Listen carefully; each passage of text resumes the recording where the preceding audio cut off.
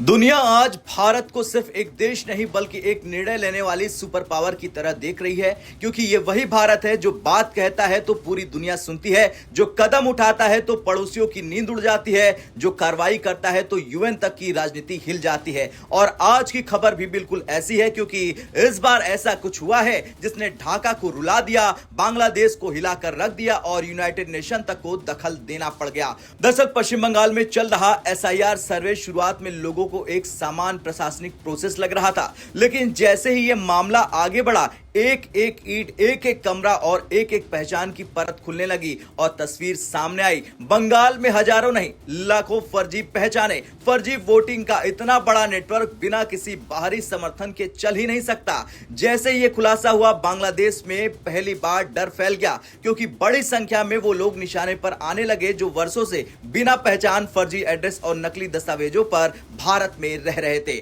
सबसे बड़ा झटका तब लगा जब बीएसएफ ने एक ही दिन में 500 से ज्यादा बांग्लादेशी नागरिकों को जीरो लाइन पर भागते हुए पकड़ लिया। ये सारे लोग नदी वाले खुले इलाके से वापस बांग्लादेश घुसने की कोशिश कर रहे थे। जब इनसे पूछा गया अचानक क्यों भाग रहे हो, तो जवाब आया, एसआईआर सर्वे शुरू होने के बाद हम नागरिकता और दस्तावेज नहीं दिखा पाएंगे, इसलिए डर लग रहा है। यानी इतने सालों से जो छिपा हुआ था वो अब सतह पर आने लगा है। कोलकाता की कुख्यात गुलशन कॉलोनी, 5 मंजिला इमारतें, बेहद तंग गलियां, असली वोटर 10%, एक ही नाम के कई पहचान, संदिग्ध एड्रेस, कमरों में गिनती से अधिक लोग। बीएलओ अधिकारियों को हर दिन दर्जनों बार ऊपर नीचे जाना पड़ता था, लेकिन आखिरकार पूरा इलाका क्लियर हो गया। ये एसआईआर सर्वे की अब तक की सबसे बड़ी जीत मानी जा रही है। जी हां, 34 लाख आधार कार्ड ऐसे मिले जिनके मालिक अब दुनिया में ही नहीं है। सोचिए, अगर ये कार्ड फर्जी सिम, बैंक खाते, सरकारी लाभ, एड्रेस या वोटर आईडी में इस्तेमाल हो रहे हैं तो कितना बड़ा नेटवर्क चल रहा होगा।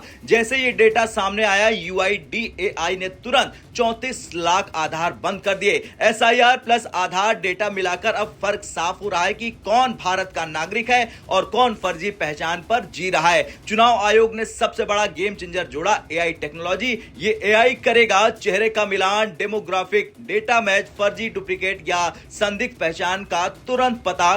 काम जो महीने में होता है अब कुछ मिनटों में होगा। हालांकि अंतिम फैसला हमेशा इंसान यानी कि बीएलओस ही लेंगे।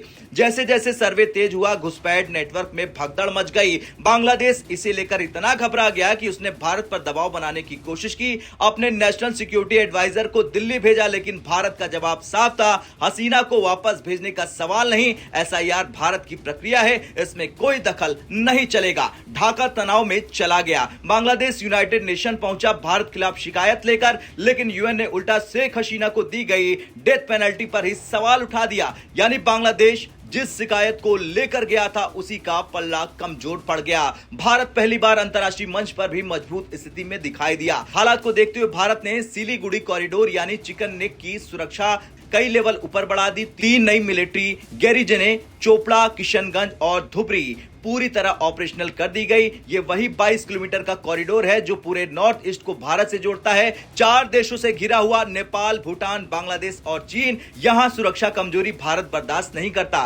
पहले से यहां पर मौजूद है S-400 सिस्टम, ब्रह्मोस, राफेल आकाश मिसाइल, त्रिशक्ति कोर अब और मजबूत हो गए हैं। खैर, ये पूरी खबर जिसने बांग्लादेश को झटका दिया, यूएन तक को सक्रिय किया और भारत की निर्णायक शक्ति को दिखा दिया। भारत अब वही देश नहीं रहा जो 20 साल पहले था। ये नए भारत की खबर है जो गलत को गलत कहता है और समय आने पर कार्रवाई करता है।